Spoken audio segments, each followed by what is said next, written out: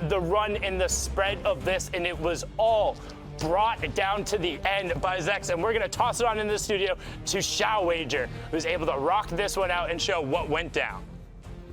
Yes, sir. Calc, Macwood, and Zexro coming in hot. They might have not been the talk of the town in a lot of predictions or on people's minds, but now I'm pretty sure everyone knows what they've been missing out on, and the VOD reviews are about to start. Everyone's gonna be looking for the next hottest trio. A lot of things did happen in that game. We're going to break it down, as well as Zex's clutch. So let's get right into it and get right onto that replay. So the first thing I want to mention is how much attention you can attract as the big man in your trio making all the moves. It puts up such a big pocket of room for your trio to actually move in. Right now we see Davon going around, revolver, SMG in hand, his teammates weak, down.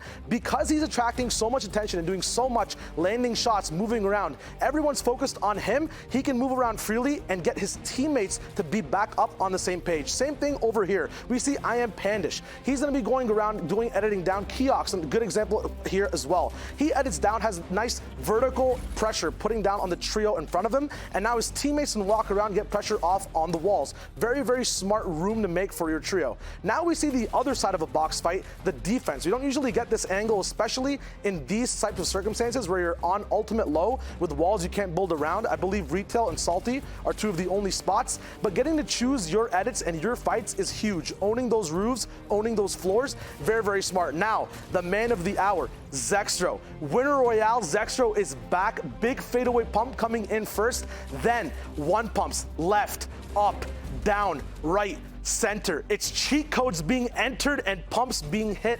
Amazing quality shots, amazing quality game, a dope clutch we don't usually see. Zexro's back.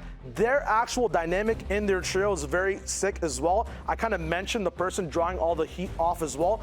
These guys can do that simultaneously all the time. If someone has that RPG shockwave ready to hit and send up, Zex can be the guy to distract. Calc goes up, brings the heat. The rest of the trio can come back up onto height and then play with each other. It's really amazing to see, and I'm so happy these guys won that first game and can easily now translate that over again. We're gonna head over to a quick break though. You guys are probably exhausted from seeing that action. We'll be right back with more NA East madness. Thank you guys for watching. We'll see you soon.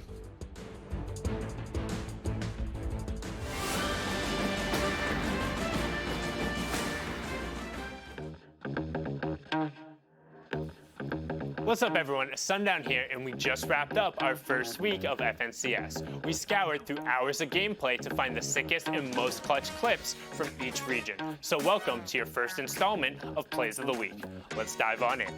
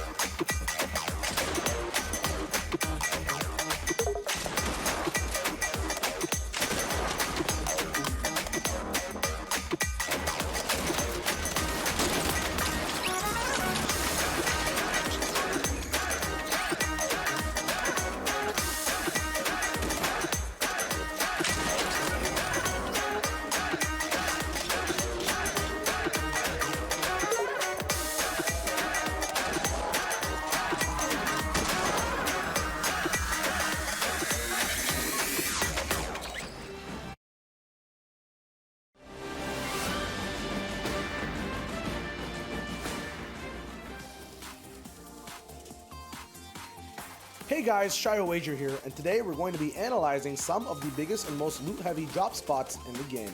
From everything to loot pads, timing, and fighting, the most crucial time that sets the tone of the rest of the game is the early game and your drop spot. Top trios have developed ways to split up and attack each of their drops in their own special ways, and we're going to dive in and see some of the basics of each of these spots, as well as who's utilizing them to place high on the leaderboards. Retail Row is an old drop that returns with a new twist in Season X, with both obelisks offering high priority loot and cube monsters offering free shield and ammo drops. Getting control of this drop fast and early can put you at a huge advantage endgame, offering multiple options from increased launch pads, excess shields, diverse utility, and big hitting weapons from all ranges. This drop gets split down the middle halfway, separated into the block tops and the houses/residential side. Most of the time, looting and moving is faster at the block tops, and an increased elevation on height by default allows for an advantage to whichever trio lands there compared to those at the residential side of the drop. With 2 vending machines and multiple chests available too, the trio that controls block tops controls the entire engagement, usually being the ones to come out on top. Mongrel, Benji Fishy, and Mitro have adopted and trained at this drop over multiple weeks of the FNCS. From forcing early game fights on blacktop to coming in late for third parties from the residential side, they use every advantage depending on the type of situation they have to beat other trios and win week after week, leaving the whole lobby scared every time they thank the bus driver.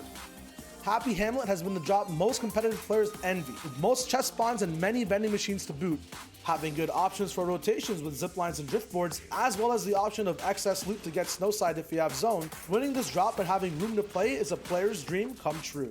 Playing this drop, however, is very difficult. Usually with 2 to 4 teams contesting you because of how abundant and plentiful loot is, you will always have an uphill fight to face and conquer quickly if you want an advantage heading into mid-game. Taking fights here is all about who engages first and who gets to third party, with most engagements ending quick, as many angles taken are vertical, making it a lot easier to hit headshots for that damage multiplier. Close range box fights are also very common, with less room for mistakes and instant eliminations on knocked players, keeping all opponents healthy off of Siphon. Eclipse, Mega, and Dubs land at Happy, usually preferring the north side of the drop, and although might have trouble making it out of early game in a few of their games, the loot they get when the drop ends up working out sets them up for exponentially more points in the end game, with lots of mobility, shields, and high rarity weapons to make big clutches with.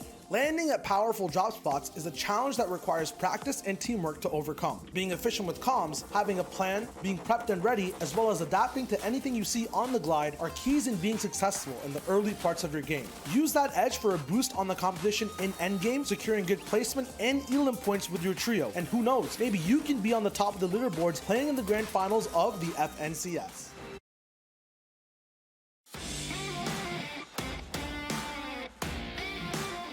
What's up, Fortnite fam? It's me, Zeke, and we're hanging out with our best friend, Sundown. We're doing something a little crazy, Sundown. Oh, are we now, Zeke? What are we doing? We are going to make some very bold predictions heading into the finals of the FNCS. We also have our friend Monster D-Face standing by and Shio Wager. Gentlemen, if you want to say hello. What's up, boys? Ayo. Very quickly, within 30 seconds or less, you guys got to tell me your predictions for the region. All right, we're starting with Middle East, Sundown. Give me your prediction. So everyone else went with Fiesel, Kappa, and Klops. They won 4 of the 5 times, but I think them splitting their trios might have given them not enough practice, so my bet is going to go towards Flame, Prime, and Hunter. Expect to see them challenging towards the top, and can't leave out Fiesel, Klops, and Kappa as well. All right, Monster D-Face, OCE, go. Honestly, I'm gonna have to go with Geese, Slaya, and Skyla. And the main reason is because Parpy and his trio actually went to NA East, where you guys saw them dominate the region in week 4. So with that being said, I know the X2 twins are, kind of one of the fan faves coming up, but I think Geese, Slaya, and Skyla are really gonna give OCE a run for its money coming up. Now for Asia, coming back to you, Sundown, what are those predictions? So Asia, and I've been pretty adamant about this, how there's been about 5 to 10 teams who are consistently up top, but my pick is actually the WGS trio of Jag, Horde, and QLO. They played over in Europe for the World Cup. They've had the most amount of experience. I think that's what's going to allow them to win out. Sure. Speaking of Europe, Shio Wager, you're up. You guys already know who the kings are of Europe, Mitro, Mongol, and Benji, but the only trio I think that can start a revolution are Stompy, Chinkin, and Aqua. They have a kind of counter play style. They already have a rivalry brewing with the kings of Europe, and I think these guys will have the edge taking it over at the end of the grand finals. All right, for NA East, Shai, we're going to pick your brain again. Give us those predictions. So one of the favorite picks to win NA East are Bucky, Animal, and Aspect, but I think the counter to that trio, who's really strong at the moment, is Clicks, Crims, and Spades. They play kind of a rugged type of low ground situation, always getting their win condition at the very end of the game. So I think their type of randomness and weird plays that happen at the end will have them make big plays to win at the end of the grand finals. Now let's talk about Brazil, gentlemen. I'm going to take this one. I'm going to make a bold claim here. I'm going to say the red trio is going to bring it home. Snow, Avalar, and Techno Viking. We've seen Techno Viking. He almost made World Cup qualifiers. Just barely missed out on qualifying. The same for Snow and Avalar. This will be their weekend. They're very hungry for the win. I'm telling you guys, they are going to do it. Now, finally, let's wrap up with NA West. Monster D-Face, give us your take. I'd be crazy not to mention the trio, Scented, Rex, and Edgy, because they've been the most consistent in the NA West region. But I think another trio that can give them a run for their money is going to be Arkham, Falconer, and Vinny. And Falconer, by the way, the only free agent on this team here in the NA West, at the top of the board, still dominating. So I would love to see them come through and pull it big for the NA West region. Some pretty bold predictions made across the board from everyone. Sundown, Shy Wager, Monster D-Face, thank you guys so much for hanging out. And for everyone at home, don't forget, tune in this weekend for the FNCS Finals, September 20th through the 22nd. You can watch at Fortnite.com/watch. And of course, guys, we'll see you on the Battle Bus. Beep, beep.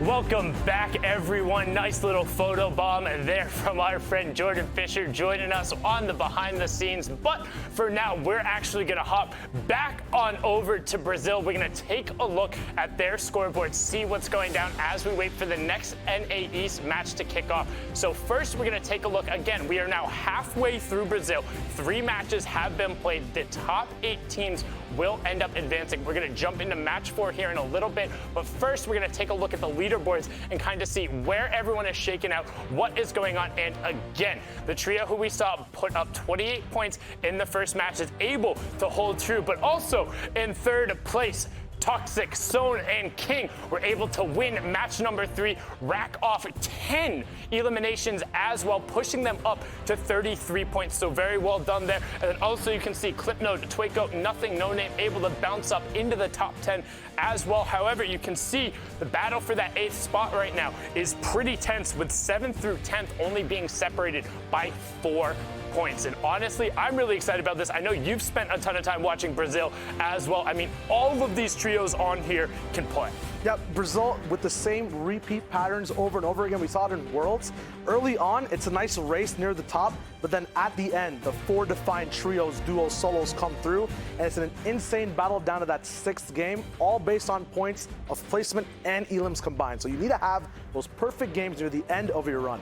I mean, you have to be putting it all together. And again, these guys will be able to be consistent. They have the back half of their games going on. We have match 4 coming up here in a second. I mean, it's going to be a great shot. Do you think this is going to end up like changing up at all, or? I think Clipnote's going to get higher if these guys are still performing game 2 as well, and the Mystic trio can still get elims game to game to game regardless of placement.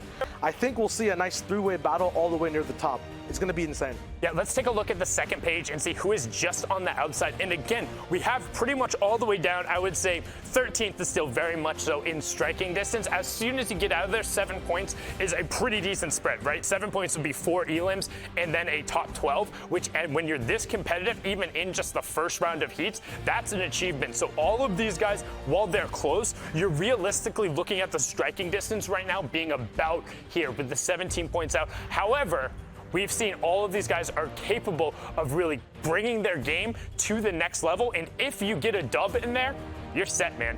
Yep, and the way momentum works in this region, they could potentially knock out one of these bottom 20 teams, can knock out all the top placing teams instantly in a row in endgame, and then just keep going on over and over again. They could keep going on, and we could keep going on about Brazil for forever. But now let's get into match number 4. We got Lupo, we got Monster D-Face. Gentlemen, take us away. We're here. Thank you very much, Sundown Monster. Game 4, Brazil, one of the most aggressive regions we've seen. Shai even mentioned the World Cup strategies, the way that players have played, were playing back then, continues to show for Brazil now, here. I expect nothing less than more of the same. A lot of aggressive gameplay, Absolutely. a lot of top-down, the RPGs, minigun spray, coordinating team fire. It's going to be crazy. We got Game 4 ready, dude. We're going to see it. We're going to jump in right now, guys. Let's get straight to this action here. Game 4, Dr. Lupo. So, this heat, the Brazilian region, they've really been cooking all day long. We've jumped back and forth, and this region's been blossoming here, Dr. Lupo. See your battle bus. This is Game 4. Pretty even spread across the board. Handful of players, top right corner. Looks like top left is a little looser. Junk Junction not contested in the slightest. So we have a spread drop up there in the top left. But look at this. Tilted Town. How many teams are dropping here? I gotta say, the early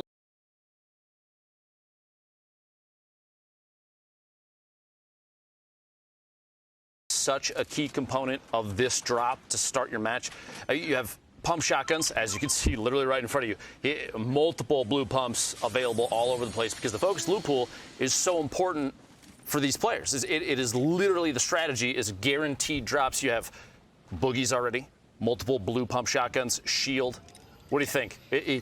Going forward, are you going to consistently see this many players drop here in Tilted Town? I think, more importantly, this looks like old Tilted, right? This was a desperate attempt usually for a squad to try and, muster up the courage to find some big points, really throw it all out there. When the going gets tough, the tough gets going. So you come here, you come to Tilted, kind of like the old days, because you're going to find action. More importantly, like you said, you're going to find a great loadout too. So there are no excuses here. If you ace your landing, you're probably going to pop off. So right here, nice little peek. That's going to be one shot right there for M4 is going to get taken out. Nox has Donuts leads the push. This is exactly what we're talking about right here. Full team just collaborating, slamming down on squads, and we saw 4 full teams land here. There's even another coming in from the outside now. It does not surprise me. You have people pushing in at this point, especially with all the gunfire coming out there.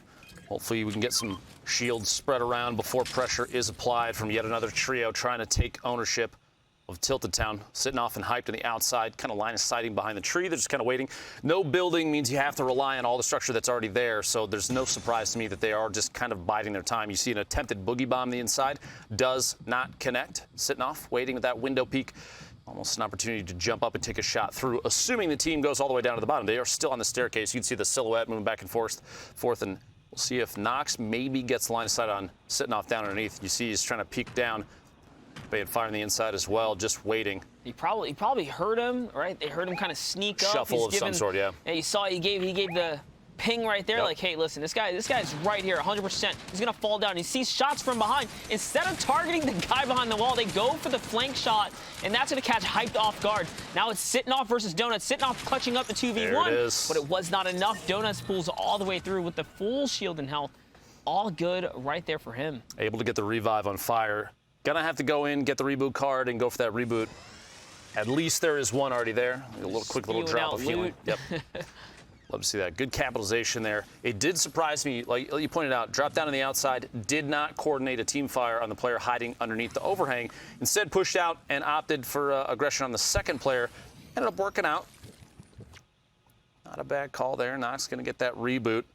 And Tilted Town down to just one trio. Look at that, even pre-dropping materials, ammunition, and a blue pump, of which there are probably 10 extras sitting around in Tilted Town right now. And that just begs the question, if you don't really have great gear, but you survive your early, your drop point, just swing through Tilted. Exactly. There's extra stuff there for all of you guys. Assuming that it's empty. I mean, you make a bad call and move in the middle of a fight and you're not kitted enough for it, that's going to be a tough loss potentially.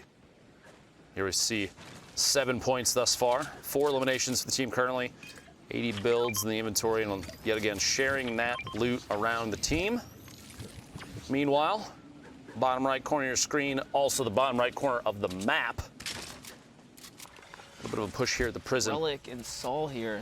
Over at the prison, yeah, there are players coming in, so this Paradise team hopping on over now. Don't forget, guys, if you're here, if you crouch, you turn into a random prop. Sometimes the prop can stick out like a sore thumb. Example, you can be in a house and turn into a vehicle. Someone will clearly shoot at you. So turning into a prop is a risk in its own, and your hitbox becomes the size of the object you turn into. Now, I got to call you out. I hate to do it, but You know, you got to stay in touch with the game here, Monster. It's actually Moisty Palms, and you said Paradise. I'm just saying. Oh, gosh. I'm just saying, brother. You gotta stay up in Fortnite, dude. What's wrong with me? No idea. Robot goes down to the inside. Good elimination there for Relic. Crazy material count right now. Really, really solid. And all three of the teammates, you know, everybody in this trio is looking pretty dang good right now. Yeah, Taking ownership of the walls. There is a squad kind of perched up top here. Yeah, the two all the way in the sky. Susboy and Pete RNG chilling all the way in the air, looking down from above. Lost their teammate, so a potential chance for a push from the trio. Still possible. Quick little build up there. Love to see that little jump up off the top of the pyramid, wall, and then floor and catch yourself and keep the push going. Did get crowned out there. Tap the wall up. Quick little double edit. The resets. Solid movement to gain some elevation as Pete is trying to take that high ground. Meanwhile, Zeusboy down to basically one shot at this point, maybe 20 HP left. And he's still building. He doesn't care. He's going to come up to the top and back his teammate up. We talked about crouching for a second there. He did transform into a cacti. You don't want to be transforming up here. Yeah, you can see it's so natural for players to hit that crouch. Yeah, it's instinctual. Really is. Looks like Zeus Boy did not have any health. He meets a pump from Relic and gets taken out right away. Now it's just Pete that's left. He's been singled out. They know exactly where he is. He's right here. Pete by himself. Builds left. Trying to make all the way to the top. The high ground push does get a solid shot there with the pump. Not enough to break the shield just yet. You listen for those audio cues, and yet another crouch turns into a set of shelves. Honestly, not exactly what he's looking for. They don't have builds. This team he's fighting does not have builds. Someone else is going to find the cheap shots from the side here and take him right out. That's got to be a long-range tag there. You see, I believe, the top right. Yep, just north. Moisty over there, trio coming in. Well, the real question is, can they save their boy who's down below? No, they're just going to shockwave on out of there. So Solino's going to get left behind here. You saw Leo's in, the player that got the elimination, the player all the way up top, was all the way on the north side, just rotating up towards the bridge. And a quick note to everybody, this is not actually Mongrel, Mitro, and Veggie Fishy on your screen. I actually do not remember the name of this trio here. I know Sundown briefly mentioned them and addressed it, but for my sake, I'm just going to call them what they named themselves.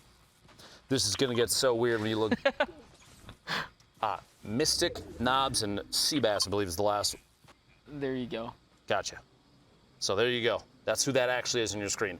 I don't know exactly thing which one, thing two, and thing three here. Imagine making it very easy for commentators to know exactly who they're watching. Imagine getting some really dope highlights, winning games, leading the leaderboard, and not having your name up there. Tough. Imagine that. Could it be me?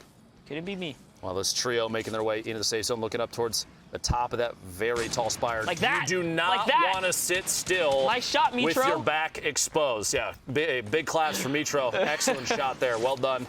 Somehow made his way into Brazil. Hits the snipe. A very aggressive push there. Player dropping down to try and get away. That little crack in the wall. Enough to escape. He's hungry. They're pushing all the way through. There it is. It's going to convert the Elim here. That's going to give him the much-needed siphon. There is a trio pressuring from below. And now they still have the perch. They have the perfect angle. This trio down here might regret this decision here. We'll see if thing 1, 2, and 3 can fire back and land some shots here. This heavy snipe, as you can see, known to connect. Try and coordinate this at the same time. Looks like they're just going to back off for just a second. Rotate back away. They do have quite a ways to go. You look at the mini-map at the bottom right. Northeast is the direction. They have 40 seconds to make at least a little bit of headway. It's like Mitro making his way ahead, not fake Mitro. I'm not even sure how to go about this. Thing 2? Thing 2, sure. Works for me. Yep, so I like it though. Respectful disengage here. We call this a respectful disengage. Honestly, it's not a fight you want to take. Nah, you're too far away from the next safe zone, so making this call is probably the best one in the situation, assuming that no one else is ahead of you on this rotation. Because if you get forced into an engagement ahead of you, that team from behind, they're going to make their way and end up in the exact same spot along the same path, and then you're pinched. And that's not where you want to be. So with the zone moving as fast as it is, you can tell that this is going to be a long stretch for everyone moving on through. And they're actually above the damage stressor. Yeah. So for a second there, I was like, wait, even after taking out that team, you mean they got to fight some more? No, they're okay. That last squad they wiped up was enough to put them way above the damage threshold here. But the squad coming in from behind that fired at them originally, they're on a launch pad. You see them cutting it.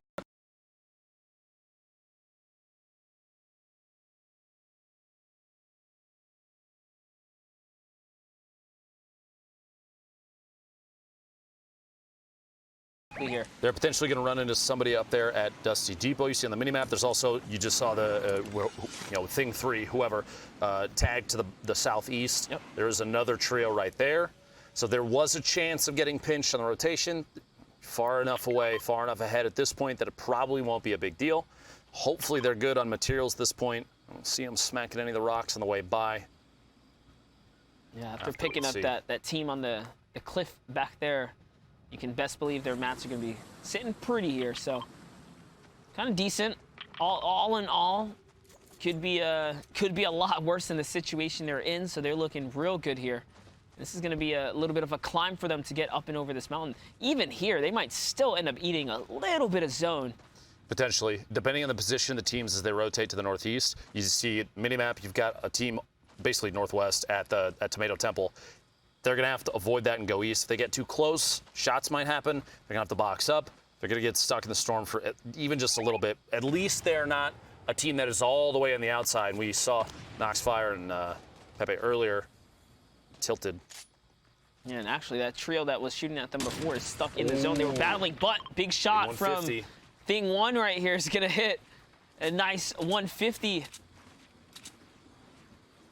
And they didn't quite follow up. And there it is, it's Gubo, Windell, and Trambala, who's been battling in the zone. Not exactly where you want to be fighting right now, but they're safe now. They're safe now. Anyone in the zone at this point is taking that 2-tick. It's a very dangerous zone to mess around with. The next one up is 5-tick, so. You might even have a solo player coming in from the outside literally 3 seconds from now. You see that moving in. Ooh, someone was so taken out, down. So. Nicholas, you see in the feed top left? He fell to the storm, so he was just at the gate right there. He was just there. He tried to throw down a shield bubble right before he got in. It wasn't enough. That will not protect you from storm damage, but a valiant effort nonetheless. All right, so we're looking at a little bit of revenge here. This is the same team that tried to fight him before, but now the pressure's on. The tables have turned. Offense has begun. Nice heavy snipe to Windell as he comes in, eats the pump to the face. There's 2 more that remain here. Here we go. Big pick up the shockwave. The tree actually stops the climb, but it's almost perfect. Gets caught up in the branches. He's going to have a tough time trying to sneak his way out, trying to find a shot from the back. Does connect. 28 shield. Decides to disengage and drop down, maybe to join a teammate on a push for another play. No, they're just regrouping down at the bottom. Trambala all the way up at the top of that build still. Layers of tree between them. 3 players bunched up at the edge of this cliff down the bottom. Opting to rotate and look back up above. And we're seeing so much more discipline now from these trios. Oh, yeah. So much more discipline. They catch a pick. They catch 2 picks. And they just don't get greedy. They worry about what's most important, the storm, rotating, taking small victories to set them up for success later on. That's a prime example right there. But there's still 2 players left in that trio. You can see the map. They share the colors. The same arrows are the same team. So 1 player did manage to skate away.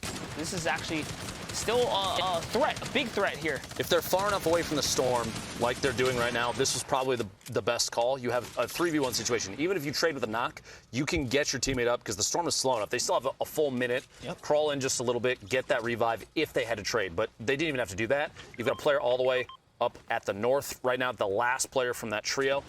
It's at the hot springs. Yeah, which are no at this longer point, active. They're solid. It was so cool when they were there. You had so much option for rotation here.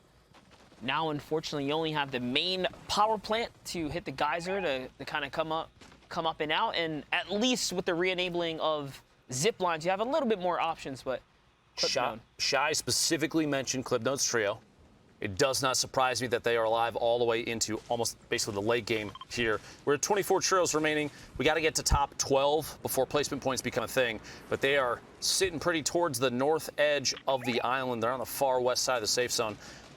Looking pretty good right now. That last solo sneaking in on your mini-map right there towards the end. They're calling out a build over by that little red camp on the north side of the island right now. Yeah, that's their teammate right there. And I'm loving the strats here. They're just kind of sitting low, trying to